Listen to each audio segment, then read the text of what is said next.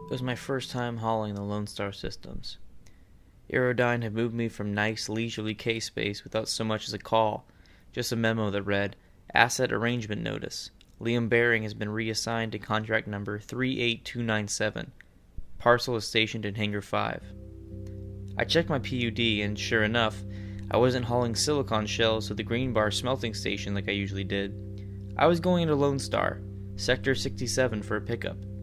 They didn't list the name of the place, just coordinates from my star map. I still remember them. S678944. How could I possibly forget? I was living in Venusian Fields at the time, a rundown old apartment complex that sat directly on the dusty surface of the planet, miles beneath the shimmering skyline Venus is so known for. The life support unit for the building was on the fritz again, operating well below the state-mandated 60% efficiency, so I put my helmet on as I got out of bed, just in case. It would be better once I took the lifts up to the hangars, but I could already feel the dust in my lungs a little, and I was feeling winded. Besides, if I was going to Lone Star, there was no telling what kind of atmosphere the pickup location had. I needed my helmet anyway. There were all kinds of crazy in the Lone Star systems. Pilots talked about seeing huge nebulae light years across, of strange interference to their navigational instruments, of audio transmissions that would pierce through ships' hulls but wouldn't get picked up by the communicator, and even one story that was too crazy, at least at the time. Just as I had figured, the air's oxygen levels were much higher as the lift's doors opened into the hangar bay. They always were. The maintenance crews always managed to fix things up top, where the rich strata of society lived. I took off my helmet as I climbed into the cockpit of my carrying-class freighter and powered on the life support as the cab was sealed tight. I loaded up my nav, feeling dread come over me. It was oppressive at first, but beneath it was a small, shimmering excitement. I had never pegged myself as the adventurous type, but there was something inside of me that relished the idea of going into Lone Star. It was a vestige of uncharted, unknown space. It was silly, but I put myself right up there with the greats, Captain Jordan Reams, Kilroy Stevens, and Liam Baring.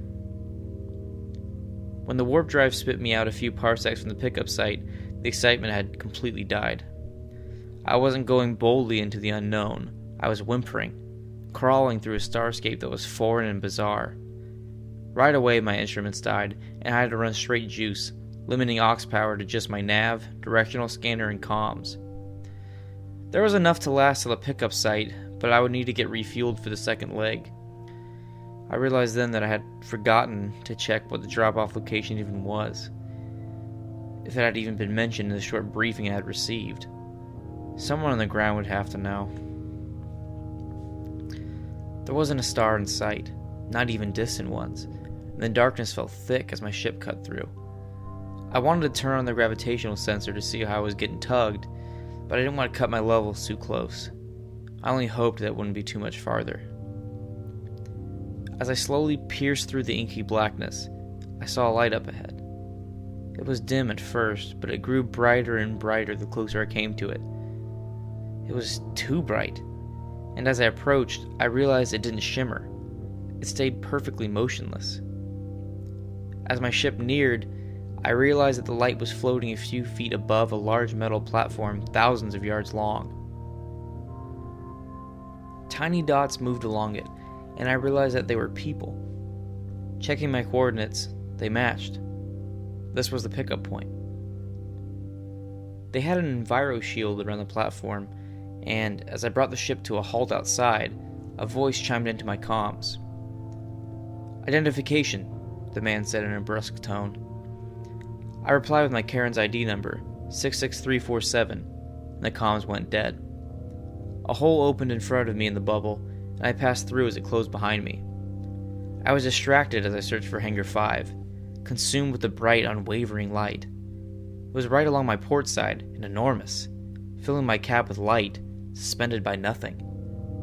A hangar bay opened below me, and I was able to make out the number 5 before it retracted into the platform. I brought my ship onto the pad and killed the engines as a group of 4, all dressed in white, entered the hangar. As soon as I had descended the ramp from my ship, the one in front, a grizzled middle-aged man with a clipboard, said, "State your name, please." I looked around, a little nervous with all the formality. They just stared at me. "Liam Baring," I answered. The man looked down at his clipboard, and then back to me. "It will only take a minute," he said. The giant glowing orb was still clearly visible through the opening in the hangar. That's not a phantom light, is it?" I asked. The group stopped, and the middle-aged man turned towards me. "Don't be ridiculous, Mr. Baring," was his only answer. I was instructed that I wasn't allowed to leave the hangar, so I sat on the steps of the ship's ramp while the crane up ahead picked up a large steel container. As it lifted it into the ship, I noticed that a crowd had formed. They were all wearing the same white clothes. As the crane ascended out of my ship's hold, its job complete, I realized that there were hundreds of them, all staring intently as the machine locked back into its place on the side of the hangar wall. A man in a fine pressed suit came out of one of the rooms and waved the crowd away. He walked up to me and handed me a piece of synth paper. I looked and saw a set of coordinates. "Why not just upload it to my nav computer?" I laughed, passing the paper back to him. My hand was left hanging in the air. "More secure," he said. I grew a little nervous and said, "What exactly am I hauling here?" His face grew flush, grave. "Just get going," he said, and then walked away. "Hey!" I called after him. "There's a question of payment, asshole!" He didn't turn around or even slacken his gait, but shouted, "You'll get paid when the job's done." Fully fueled and loaded, I climbed back into the ship and prepared for takeoff. I was fuming as I plugged the coordinates from the scrap of paper manually into my nav computer, not surprised there was another big blotch of black on my star chart. I only wanted to get the job over with and go back home. Back home where I was hauling snack foods and silicone shells past glowing advertisements for skin creams and sterilization treatments. Back home. As I left the outpost, my anger turned to dread. Due to the anomalies affecting the instruments, there was no way of knowing how far my destination even was. I was too scared to put the ship into warp. There was no telling what could be at the other end, so my only course of action was thrusting. I wish someone down at the outpost had had the decency to give me a few pointers. Was hauling out in Lowstar commonplace? Did they just expect me to know my way around? I went on like that, in the dark, for some time. My clock showed that 3 hours U-time had passed since leaving the outpost, and I had reached a fever pitch. I didn't think I could trust my instruments or even myself at all.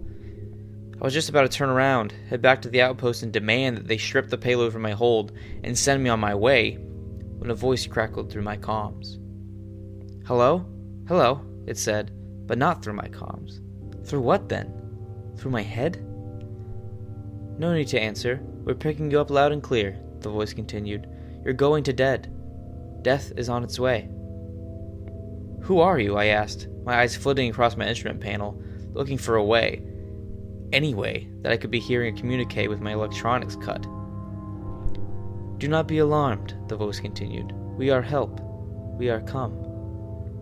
I watched as the lights on my nav computer fired on and off in quick succession, and then in horror as the coordinates altered. "We are taking you to safe. You will be safe," the voice said. My ship responded in turn to the new coordinates, no matter how hard I hit the console's eject key or yanked at the ship's controls. "Do not fear. No fearing," the voice said again and again, and the distinct hum of the warp drive initializing sounded through the cab. I was helpless to stop it. The ship shot forward, careening through the darkness of space at speeds hundreds of times the speed of light. I wanted it to stop, but I also wanted it to go on forever. The uncertainty was safer, not knowing where the warp would spit me out, not wanting to know.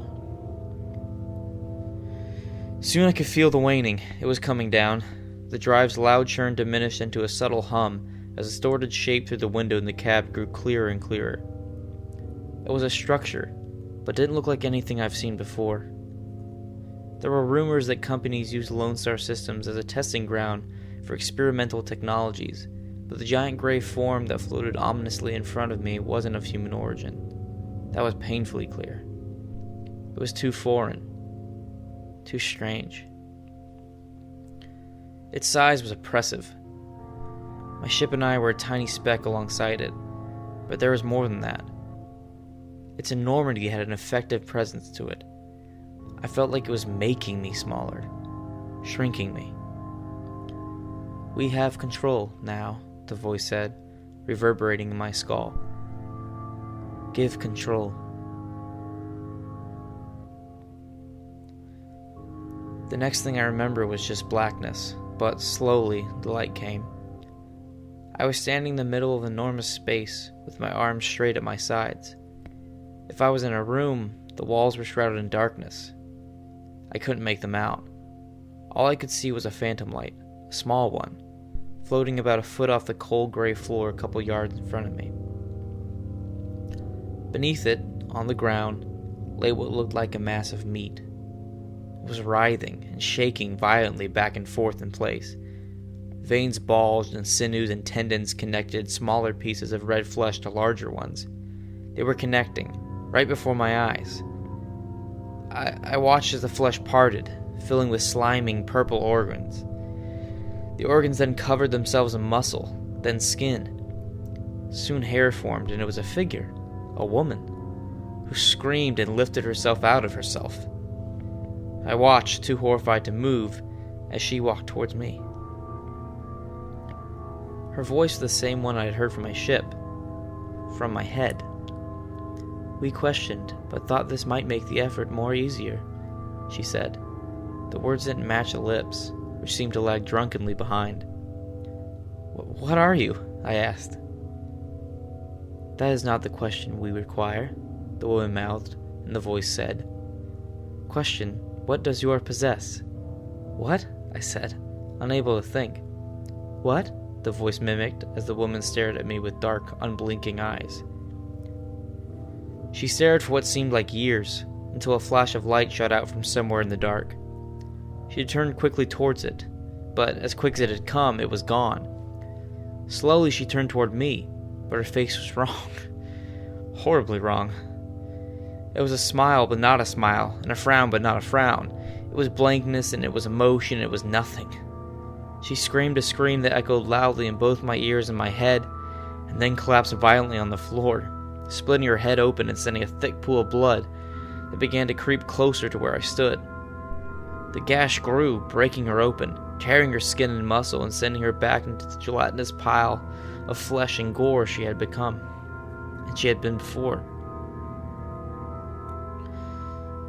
The screams died as the writhing pile grew still. The phantom light hummed, dimmed, and vanished. I was left alone in blackness. My heart beat loudly in my ears, and my own breathing was like the sound of engines firing. After what seemed like ages, a bright light erupted in the distant dark. It cut through the blackness, hitting me in my eyes. I had to squint to see the figure that stood there, silhouetted. It was too far away. I couldn't make out its features. It's still with what I supposed were arms, outstretched slightly at its sides, motionless. I watched it in the light, and I watched as it slowly turned and walked out of sight, leaving only the bright beam of light and me standing there. I followed it. The light, I mean. I'm not sure what compelled my feet forward. My mind was blank. Not blank. It was full of whirring, swirling shapes, colors, ideas, things I couldn't make sense of. They cascaded down upon me in waves, overwhelming, but also lifting me, carrying me forward. As I passed through somehow, I found myself in a darkened hallway. There was no light source visible, but I could make out walls that stood tall and menacing just a few feet on either side of me. I reached out and touched the one on my right, finding it cold but strangely recoiling, like when you pet a dog that didn't know you were there, like it was alive. I started down the hallway and began to feel lightheaded. even more than I had before. I fell to the ground as forms and shapes flashed inside my mind at lightning-fast speeds. It was my life. Me. Images from my childhood, my mother, my father, my first job at the scrap metal refinery, memories from my past, and somehow my present flew through me. I wanted to scream, but no sound came. The sensation was painful, each memory tinged with something unspeakable, terrifying. Then there was nothing. My mind returned to me slowly, and I became aware of my surroundings again. The dark hallway came back into vision, and standing only a few feet in front of me was me. It was a perfect copy of myself, down to the gray uniform of Iridine's Industrial Shipping Division. He was frightened, terribly frightened, and his face flushed, grimacing with pain. His body jerked violently, sporadically, and I watched as he turned and hobbled quickly away, his gait smoothing with each shambling step. "Hey!" I called after him, startled by the sound of my own voice. He didn't answer, but the sound echoed hauntingly through the hall and didn't seem to diminish at all. It grew louder even. Louder. I felt it deep in my guts. Taking a deep breath, I steeled myself and ran. I felt intoxicated. My vision swayed and lagged. I didn't understand how or why it was suddenly able to move myself, but I would take the opportunity. I knew I had to find whatever the thing was. I was driven by that singular purpose. The hall cut sharply to the right and then began to steeply decline. I could hear footsteps ahead of me, clapping loudly against the floor in quick succession. The thing was running. It was running too. Not from me, it wasn't afraid of me. I knew that somehow. It was running somewhere, to a point, for a reason. As I chased it, the gravity of that reason, the sheer weight of it, crashed down upon me, filling me with dread. I channeled it, turning it to frantic energy. I saw that the path ahead of me took a sharp right turn, and the footsteps that echoed ahead of me suddenly stopped. My feet clapped clumsily against the ground as I tried to slow down, but it was too late. I was already around the corner, and this thing was standing inches from me, its breathing shallow as it stared into my eyes. In one swift motion, it brought its right hand around my throat and threw me hard against the wall. It broke a few ribs. I heard the crack, and pain shot through my chest. It kept its gaze straight as I looked up, clenching my sides in pain. Slowly it walked forward, past me, through the wall somehow. Wincing, I stood to my feet. I then noticed that I was standing on an elevated platform, miles above the ground. Below me was a tiny metal speck I recognized as my ship. The cargo bay was open, and what looked like a giant, gnarled metal hand was removing the payload inside. A metal container, nearly identical to the one removed, was lying nearby. Connected to an immense landscape of tubes and wires that shot forth in all directions. Through the tubes ran a thick red sludge. It was pulsing as it was pumped into the container, animated by frequent electrical jolts from the attached wires. When the last of the sludge had been pumped in, the container was lifted into my ship's cargo hold, and I watched in horror as the thing, me, the other me, walked casually into view. I shouted, screamed, dread and helplessness forcing me into a panic frenzy. I was far away, too far to know for sure, but I thought I saw the thing look up and wave at me. It got into the cab and ignited the thrusters. I knew exactly where it was going, though I didn't know how. I felt my mind wane. An image came to me, clear and vibrant, of a teapot. It had been sitting on the stove for a few minutes already, and the water inside was just about to boil. Steam was just beginning to seep through the top. The whistle was starting, quiet at first but growing louder, louder, louder, louder, louder, louder.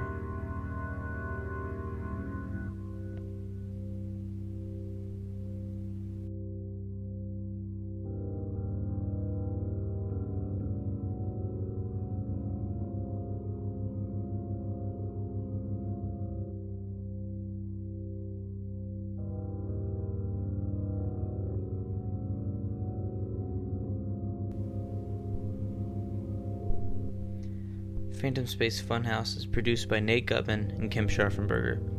The Big Switch was written and read by Nate Gutman and composed by David Riondo. Please follow us on Facebook and Twitter at Phantom Space Pod and leave us a 5-star review in iTunes. That really helps people find us. If you have questions or comments or just want to chat, you can write to us at phantomspacefunhouse@gmail.com or visit us at phantomspacefunhouse.com, and please consider supporting us on Patreon.